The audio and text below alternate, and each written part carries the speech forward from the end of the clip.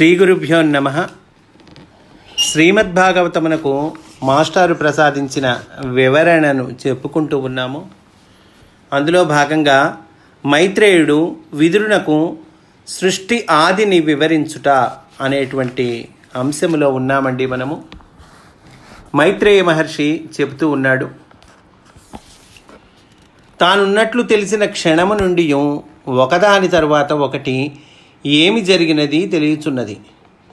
ఈ వరుస క్రమమునే కాలము అందురు. కాలము ఎట్లా వచ్చిందో చెప్తూ ఉన్నారండి. భగవంతుడికి తానున్నట్టు తెలిసిన క్షణం నుంచట ఒకదాని తర్వాత ఒకటి ఏమి జరిగింది తెలుస్తూ ఉందిట. ఈ వరుస క్రమాన్ని కాలం అంటారు. మొదట తన నుండి పుట్టిన మాయ కాలము రూపమును అనుసరించినది. మాయ ఎక్కడి నుంచి పుట్టింది? ఆయన నుండే పుట్టింది, చెప్పుకున్నాం మనం. కనుక అది ఏం చేసింది? ఆ మాయ కాలము రూపమును అనుసరించినది. అది తనకు కూడా కనిపించదు. మనము దేనినైనా ఊహించుచున్నప్పుడు జరుగుతున్న కాలము మనకు తెలియను. ఏదైనా ఊహిస్తూ ఉంటే జరుగుతున్న కాలం జరిగిపోతూ ఉంటుంది కదా. కనుక జరుగుతున్న కాలం మనకి తెలుస్తుంది, కానీ కాలమునందే ఊహింపగలము. కాలమందే కదండి మనం ఏం పనులు చేసుకున్నా కూడా. ఆ కాలమే ఒకదాని వెనుక ఒకటి భావములుగా ఉద్ధరించునట్టి వరస. కాలం అంటే ఏంటి? ఒకదాని వెనుక ఒకటిగా భావములను ఉద్ధరించునట్టి వరస. మన భావములని ఉద్ధరించేటువంటి వరస కాలము. ఈ కారణమునందు ప్రేరేపణ చెందిన మాయ ప్రకృతి అనబడును. దానినే అవ్యక్తమని కూడా అందురు. దాని నుండి, ఈ అవ్యక్తం నుండి రాబోయేటువంటి సృష్టి ఇమిడి ఉండుటకు అవకాశం ఏర్పడినది. అది ఏ మహత్తత్వము. మహత్తత్వం అంటే చోటండి. మహత్తత్వము లేక చోటు. ఒక కవి ఒక కథను ఊహించి వర్ణించుట ఆరంభించినప్పుడు ఆ కథ జరిగిన చోటు, దాని పరిసరములు మనస్సును అప్రయత్నముగా పొడగట్టును. నేను ఒక కథ రాశాను అనుకోండి. ఉదాహరణకి, ఢిల్లీలో ఫలానా ఒక ఆఫీస్లో ఇలా జరిగింది అని ఒక కథ రాశాను. అంటే నా మనస్సులో ఏమవ్వాలి? అప్రయత్నంగా ఢిల్లీ రావాలి. ఆ ఢిల్లీలో ఒక ఆఫీసు కనిపించాలి. ఆ ఆఫీసులో రకరకాల పాత్రలు, అవి ఉండే ప్రదేశము, ఆ చోటు అంతా కావాలి కదండి. అవన్నీ పొడగట్టాలి కదా నా మనసులో. అందువల్ల ఒక కథ రాస్తాను అని అనుకుంటే ఏమవుతుంది? ఆ కథ జరిగిన చోటు, దాని పరిసరములు మనసున అప్రయత్నముగా పొడగట్టును. అట్లే నారాయణునకు మహత్తత్వము పుట్టెను. అలాగా భగవంతుడు పరమాత్మ అయినటువంటి నారాయణుడికి ఈ మహత్తత్వము, ఈ చోటు పుట్టిందయ్యా అంటూ ఉన్నారు. ఈ మహత్తత్వమునందు మాయలోని అంశయగు కాలము, అందు భూత భవిష్యత్ వర్తమానములు, వాని గుణములు ఇమిడి ఉండును. ఈ మహత్తత్వం అంటే ఈ చోటులోనే కాలం ఉన్నది. అందు భూత భవిష్యత్ వర్తమానాలు ఉన్నాయి. అంటే జరిగిన కాలము, జరుగుతున్న కాలము, జరగబోయేటువంటి కాలము, వాని గుణాలున్నాయి. ఇన్నింటిలో భగవంతుని దృష్టికి మహత్తత్వము గోచరించినది, చోటు తెలిసింది. సృష్టి చేయు కోరిక వలన ఈ మహత్తత్వము వివిధ రూపములు పొందినది. అందు కార్యము, కారణము, కర్త అను భేదములు ఏర్పడినవి. తాను సృష్టించువాడు, తనచే సృష్టింపబడు వస్తువులు, సృష్టి అనునవి వేరువేరుగా ఏర్పడినవి. అంతా భగవంతుడి నుంచే. కానీ ఏమైంది? సృష్టించేవాడు, సృష్టింపబడేటువంటి వస్తువు, సృష్టి అని వేరువేరుగా ఏర్పడినవి. అవి వరుసగా మనస్సు, పంచభూతములు, ఇంద్రియముల రూపమున గోచరించినవి. కనుక బయటికి ఎట్లా గోచరించినవి? మనస్సు, పంచభూతములు, ఇంద్రియములు. సృష్టింపబడిన తనలోని భాగమే పంచభూతములు. ఆయనలోని భాగమేగా అన్నీ. అట్లాగే పంచభూతాలు కూడా తనలోని భాగమే. తాను సృష్టించుచున్నట్లు గుర్తించు సాధనములే ఇంద్రియములు. సృష్టి అనబడు పనులే మనస్సు. ఈ మూడును తనయందే ఏర్పడినవి కనుక ఈ మూడింటితోనూ కూడిన తాను అహంకారం అనబడెను. ఈ మూడు కూడా తనయందే ఏర్పడినాయి. ఈ మూడింటితో కూడిన తాను అనేటువంటిది అహంకారం అని అనబడింది. అహంకారం అనగా నేనను అభిప్రాయము. అహంకారం అంటే ఏంటండి? నేను అనేటువంటి అభిప్రాయం ఏదైతే ఉందో దానిని అహంకారం అంటారు. ఇన్నిటికి నీ వెనుక అంతర్యామిగా ఉన్న నేనను ప్రజ్ఞ భగవంతుడు. ఈ మొత్తానికి ఆధారభూతమైనటువంటి వాడు, ఈ మొత్తానికి బ్యాక్గ్రౌండ్గా ఉన్న ప్రజ్ఞ, ఇన్నిటికీ వెనుక అంతర్యామిగా ఉన్న నేను అను ప్రజ్ఞ, అతను భగవంతుడు. ఇన్నిటితో కూడి ఉన్న నేనను ప్రజ్ఞ అహంకారము. వెనకాల అంతర్యామిగా ఉన్న నేననేటువంటి ప్రజ్ఞేమో భగవంతుడు, ఇన్నిటితో కూడిన నేననే ప్రజ్ఞేమో అహంకారం. అదండి, ఈ అహంకారము త్రిగుణముల రూపమున విచ్చుకొనెను. అహంకారము 3 గుణాలు ఆ రూపంలో విచ్చుకున్నదండి. అనగా సాత్విక అహంకారము, రాజస అహంకారము, తామస అహంకారము అను విభాగములు ఏర్పడినవి. ఈ అహంకారము అంటే నేను అనేటువంటి ప్రజ్ఞ ఏదైతే ఉందో దాన్ని అహంకారం అని అంటూ ఉన్నాం. ఈ అహంకారం త్రిగుణముల రూపమున విచ్చుకొన్నది. ఏమిటి 3 గుణాలు? త్రిగుణములు అంటే 3 గుణాలు. ఏమిటయ్యా 3 గుణాలు అంటే కనుక సాత్విక అహంకారము, రాజస అహంకారము, తామస అహంకారము. అయితే సాత్విక అహంకారము నుండి మనస్సు, దేవతాగణములు పుట్టెను. వీరందరూ తమతో నిండి ఉన్న వివిధ స్థితులను కల్పించిరి.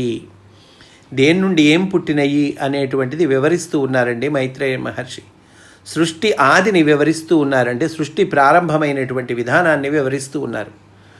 కనుక సాత్విక అహంకారం నుండి మనస్సు, దేవతాగణాలు పుట్టేయింట. వీరందరూ అంటే ఈ మనస్సు, దేవతాగణాలు ఏం చేశారు? తమతో నిండి ఉన్న వివిధ స్థితులను కల్పించిరి. ఆ తర్వాత రాజస అహంకారము. ఆ రాజస అహంకారం నుండి జ్ఞానేంద్రియములను, కర్మేంద్రియములను పుట్టినవి. అదండి, రాజస అహంకారం నుంచి ఏమేమి పుట్టినాయి? జ్ఞానేంద్రియములను, కర్మేంద్రియములను పుట్టినాయి. మరి వీటిల్ని వెలువరించటకు వాక్కు పుట్టినది. అది జ్ఞానేంద్రియాలు 5, కర్మేంద్రియాలు 5 మనకి తెలుసు. ఇంకా సింపుల్గా చెప్పుకుందాం. జ్ఞానేంద్రియాలు అంటే కనుక తెలుసుకునేటువంటి అవయములు. తెలుసుకునేటువంటి అవయవములు జ్ఞాన ఇంద్రియములు అంటారు. అలాగే పని చేసి పెట్టేటువంటి అవయవాలు వాటిని కర్మేంద్రియములు అంటారు. కర్మ అంటే పని కదండి. కనుక తెలుసుకునేటువంటి అవయవాలు వాటిని జ్ఞానేంద్రియాలు అంటారు, అవి 5. పని చేసి పెట్టేటువంటి అవయవాలు కర్మేంద్రియాలు అంటారు, అవి 5. జ్ఞానేంద్రియములు 5. ఏంటి ఆ జ్ఞానేంద్రియాలు? చర్మము, కన్ను, చెవి, నాలుక, ముక్కు. ఇవి 5 జ్ఞానేంద్రియాలండి. పోతే కర్మేంద్రియాలు 5 అని చెప్పుకున్నాం కదా, అవేంటి? 1 వాక్కు, చేతులు, కాళ్ళు, మూత్రావయవము, పురీషావయవము. వాక్కు, చేతులు, కాళ్ళు, మూత్రావయవము, పురీషావయవము. ఇవన్నీ కేవలము గుణమయములై మొదట పుట్టినవి. పంచభూతములు పుట్టిన వెనుక కానీ వీనికి భౌతికమైన అస్తిత్వము లేదు. పంచభూతములు పుట్టిన తర్వాత కానీ వీటికి భౌతికమైన అస్తిత్వం లేదండి. సరే, సాత్విక అహంకారం నుండి ఏం పుట్టినాయి? రాజస అహంకారం నుండి ఏం పుట్టినాయి చెప్పుకున్నాం. ఇకపోతే తామస అహంకారము. తామస అహంకారం నుండి ఏం పుట్టినాయి? శబ్దము, స్పర్శము, రూపము, రుచి, వాసన అనుబడు తన్మాత్రల 5 పుట్టినవి. తామసాహంకారం నుండి శబ్దం, స్పర్శం, రూపం, రుచి, వాసన అనబడేటువంటి తన్మాత్రలు 5 పుట్టినాయి. అందు మొదట శబ్దము పుట్టినది. శబ్దం అనగా స్పందనకు కారణమైన అస్తిత్వము, అంటే వైబ్రేషన్ అండి. స్పందనకు కారణమైనటువంటి అస్తిత్వము, ఆ వైబ్రేషను, దాన్ని శబ్దం అంటారు. దీని నుండి శబ్దం అనబడు గుణపు పుట్టినది, అనగా శబ్దమయ తరంగములు పుట్టినవి. దీని నుండి ఆకాశము పుట్టినది. ఆకాశం అనగా తరంగములతో నింపిన చోటు. కనుక శబ్దము, ఈ శబ్దం నుండి ఆకాశం పుట్టిందట. ఆకాశం అంటే తరంగములతో నింపిన చోటు. ఆకాశము కాలముతోనూ మాయలోని ఒక అంశతోనూ సంయోగమందెను. అది నారాయణుని చూపున స్పర్శ చెందెను. స్పర్శ కలిగిన ఈ తరంగమే వాయువుగా ఉద్భవించెను. కనుక ఆకాశము కాలముతోనూ మాయలోని ఒక అంశముతోనూ సంయోగం చెందిందట. అది నారాయణుని చూపున స్పర్శ చెందెను. స్పర్శ కలిగిన ఈ తరంగమే వాయువుగా ఉద్భవించెను. కనుక ఆకాశము కాలముతోనూ మాయలోని ఒక అంశతోనూ సంయోగం చెందటం ద్వారా వాయువుగా ఉద్భవించింది. ఆకాశమునకు బలముగా వాయువు నిలిచెను. అది రూపముతో కలిసి చూచునట్టి వెలుగులు పుట్టించెను. ఆకాశం ఏం చేసిందండి? ఆకాశానికి బలముగా వాయువు నిలిచింది. ఆ వాయువు రూపంతో కలిసి చూచునట్టి వెలుగులు పుట్టించింది. ఇది ఏ అగ్ని. వెలుగులు పుట్టించింది అన్నారు కదండి, ఇది ఏ అగ్ని. ఆకాశమునందు వాయువు ఘర్షణము వలన వేడిమి వెలుగు పుట్టెను. వాయువు ఘర్షణ వలన వేడిమి వెలుగు పుట్టినాయి. ఈ వెలుగు విష్ణువు చూపై వాయువుతో కలిసి రుచి సహాయమున జలములు పుట్టించెను. ఈ వెలుగు ఏదైతే ఉందో అది విష్ణువు చూపయింది, వాయువుతో కలిసింది, రుచి సహాయమున జలములను పుట్టించింది. అంటే ఒకదాని నుంచి ఒకటి పంచభూతాలు పుట్టింది ఎలా చెప్తున్నారండి మనకి. అగ్ని ప్రభావమున ఉష్ణోగ్రత తగ్గగా వాయువు ద్రవత్వమునందెను. అగ్నితో గంధమను గుణము కలిసి కాలము ప్రభావమున మాయతో సంయోగమున పృథివీతత్వము పుట్టెను. ద్రవ పదార్థమునకు అగ్ని యొక్క ఉష్ణత తగ్గగా జలములు ఘనీభవించినవి. కనుక ద్రవీభవించటం, ఘనీభవించటం, సాలిడ్స్ పుట్టినాయి, లిక్విడ్స్ పుట్టినాయి. ఆకాశమునకు గుణము శబ్దము, వాయువునకు గుణములు శబ్దస్పర్శలు, అగ్నికి గుణములు శబ్దము, స్పర్శము, రూపము. మరి జలమునకు గుణములు శబ్దము, స్పర్శము, రూపము, రుచి. మరి పృథివికి గుణములు శబ్దము, స్పర్శము, రూపము, రుచి, వాసన. కనుక ఈ రకంగా పంచభూతాలు పుట్టినయ్యయ్యా అని మైత్రేయ మహర్షి విదురునకు చెప్తూ ఉన్నారండి. ఈ సృష్టి ఆదిని వివరిస్తూ ఉన్నారు. కాలము మాయ అందలి ఒక అంశముతో కలసి తన్ను తాను వేరుగా గుర్తించు చిహ్నములు ఏర్పడి మహత్తునందు నిలబడిన రూపములే దేవతలై వెలువడినవి. దేవతలు ఎట్లా వెలువడ్డారు చెప్తూ ఉన్నారండి. కాలం అటండి మాయ అందలి ఒక అంశంతో కలిసిందిట. తన్ను తాను వేరుగా గుర్తించు చిహ్నములు ఏర్పడి మహత్తునందు మహత్ అంటే చోటని కూడా చెప్పుకున్నాంగా మనం. తాను వేరుగా గుర్తించు చిహ్నములు ఏర్పడి మహత్తునందు నిలబడిన రూపములే దేవతలై వెలువడినవి. వారు సర్వాంతర్యామి యొక్క రవ్వలతో కూడినవాళ్ళు. సర్వాంతర్యామి యొక్క అంశలు ఆయన రవ్వలతో ఏర్పడినటువంటి వాళ్ళు. అంటే వెలుగు అని చెప్పుకున్నాం కదండి, భగవంతుడు అంటే వెలుగు. కనుక వారు సర్వాంతర్యామి యొక్క రవ్వలతో కూడినవారు. ఎవరండి? దేవతలు. వారందరూ తమ తమ అస్తిత్వమునకు లోకములను దేహములను సృష్టించుకొనవలయునని తలచిరి. కనుక లోకాలని దేహాలని సృష్టించుకోవాలి. ఎందుకోసం? వాళ్ళ అస్తిత్వం కోసం సృష్టించుకోవాలి అని అనుకున్నారట ఆ దేవతలు. కానీ దానికి తగిన సాధనము వారికి లభింపలేదు. ఇంతవరకు సృష్టింపబడిన మహత్తు మొదలగు తత్వమును, పంచభూతములను, ఇంద్రియములను, తన్మాత్రలను దేనికదిగా వేరువేరుగా తేలుచున్నవి. దేనికదిగా వేరువేరుగా ఉన్నాయట ఇంతవరకు కూడా.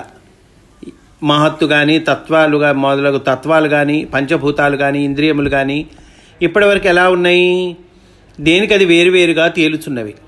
వానితో లోకములు కల్పించుటకు ఏకత్వమును సిద్ధించు ఉపాయము దేవతలకు తెలియలేదు.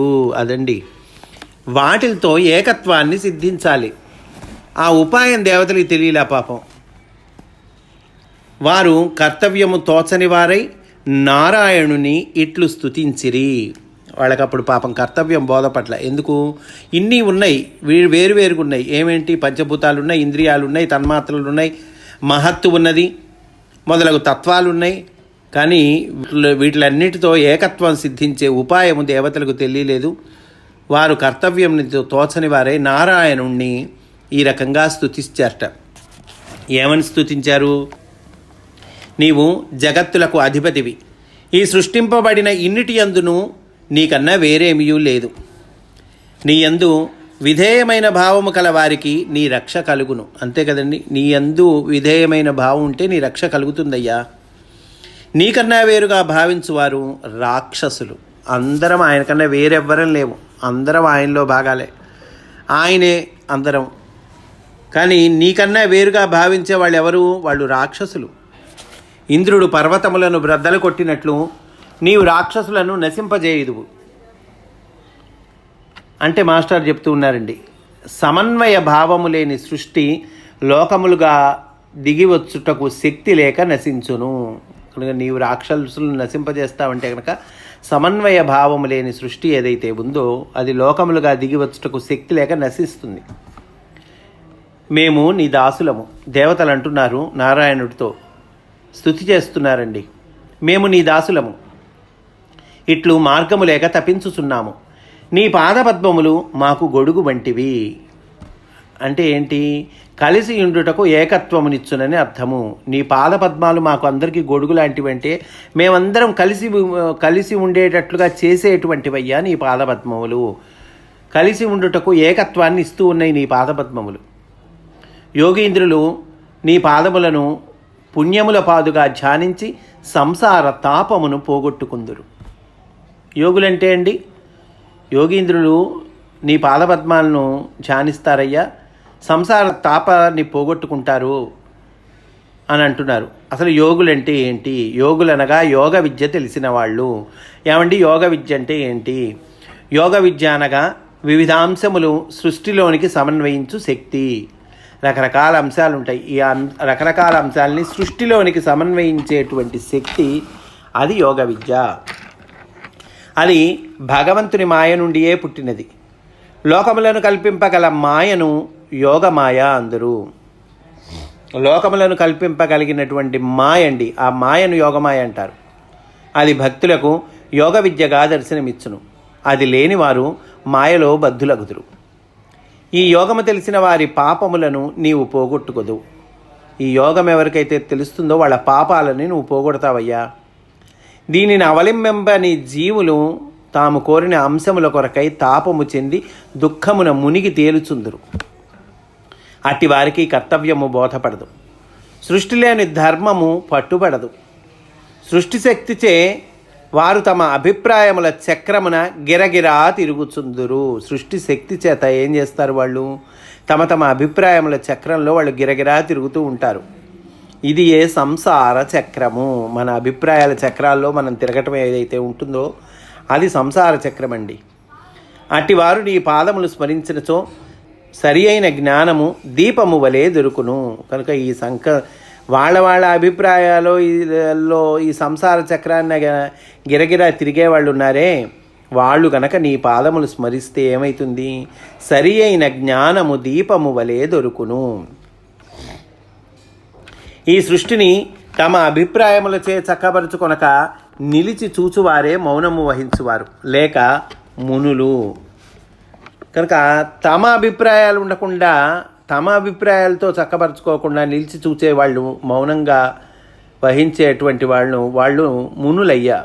వాళ్ళని మునులు అంటారు. వాళ్ళు ఏకాంతమైన ప్రజ్ఞ కలిగి ఉంటారు. వాళ్ళు ఏకాంతమైన ప్రజ్ఞ అంటే ఏంటండి? అంటే ఒకే అంతర్యామి యందు తామై చరింతురు. కనుక ఒకే అంతర్యామి యందు ఉంటారు వాళ్ళు. వారి వైపునకు నీ పాదపద్మముల నుండి ఉద్భవించిన గంగా ప్రవాహము ప్రసరించి పాపములను తొలగించును. నీ నోటి నుండి వెలువడిన వేదములు గూటి నుండి వెలువడిన పిట్టల వలె గానములు చేయుచుండును. వాని మార్గమున నిన్ను వెదుకగలవారు మహనీయులు. సరి అయిన నీ అంతర్యామి జ్ఞానమునకు వైరాగ్యము ఆవశ్యకము. అది కలవారు ధీరులు. వారి హృదయమున నీవు ఉత్తమ జ్యోతిగా నిలిచి పాదదర్శనమిచ్చి నీలోని అస్తిత్వమును ప్రసాదింతుపు. అది ఏ మోక్షము. కనుక దేవతలు నారాయణుని స్తుతి చేస్తూ ఉన్నారు. ఈ సమస్త సృష్టిని కల్పించి పాలించి లయమొందజేయుటలో నీవు ప్రదర్శించు ఆకారములే ఈ దివ్యావతారములు. దివ్యావతారాలు ఉన్నాయ్యా, ధరించావు. ఏమిటా దివ్యావతారాలు? ఈ సమస్త సృష్టిని కల్పించి పాలించి లయమొందజేయుటలో నీవు ప్రదర్శించు ఆకారములే. కనుక సృష్టి స్థితి లయలు చేయటం కోసం నువ్వు ప్రదర్శించే ఆకారాలున్నాయే, అవే దివ్యావతారములు. వానిని దర్శించుట నీ పాదపద్మములను స్మరించు భక్తులకే లభ్యము. అట్లుగాక పుత్రులని, భార్యయని, మిత్రులని సంబంధములు మనస్సున ఏర్పరచుకొని వానిచే బంధింపబడి ఈ సంబంధముల కోసమై చెడ్డ పనులు చేయుచు కొందరు దేహములనబడు ఇండ్ల యందు పడి ఉందురు. అదే మనం ఈ సంసార చక్రం కదండి, ఏముంది, పుత్రులు అంటాం, భార్య అంటాం, మిత్రులు అంటాం, సంబంధాలు ఏర్పరచుకుంటాం, ఆ మనస్సులో లెంకెలు పెట్టుకుంటాం, వాని చేత బంధింపబడతాం. ఈ సంబంధాల కోసమై చెడ్డ పనులు చేస్తూ ఉంటాం. కొందరు దేహములనబడి ఇండ్ల ఎందు పడియుందురు, వారిలో కూడా నీవు అంతరాత్మవై ఉన్నావు. అట్లాంటి వాళ్ళల్లో కూడా నువ్వు అంతటా అంతరాత్మవై ఉన్నావు నువ్వు. అయినను నీ అస్తిత్వమును వారికి ప్రసాదింపవు. ఇంద్రియముల మూలమున బాహ్య ప్రపంచమును చూసి అందు వర్తించువారు మూఢులు. ఇంద్రియ మూలంలో బాహ్య ప్రపంచాన్ని చూసి అందు వర్తించేటువంటి వాళ్ళు మూఢులటండి. బాహ్య ప్రపంచమున కూడా ఉన్నది భగవంతుడే అని తెలియని వారు మూఢులంటే ఏంటి? బాహ్య ప్రపంచంలో ఉన్నది కూడా భగవంతుడే, ఇది తెలియని వాళ్ళు మూఢులు. వారు ఆత్మజ్ఞానం పొందలేరు. ఆత్మజ్ఞానం పొందిన వారిని కూడా గ్రహింపలేరు. అయినను ఆత్మజ్ఞానులు తమ చుట్టూనున్న దుష్టులను చూడక వారి అందున్న నిన్నే చూతురు. నీ సత్కథల ఆవృత్తి ప్రవాహము గోలి పరవశించిన వారు నిత్యానందమున, శాశ్వతమున, వైకుంఠమున నివసింతురు. మేము ఆ స్థితిని కోరుచున్నాము. మాకు లోపల వెలుపల గల భేదము పోగొట్టి హృదయములను పవిత్రము చేసి జ్ఞానమయమైన నీ ఆనంద స్వరూపమును ప్రసాదింపుము.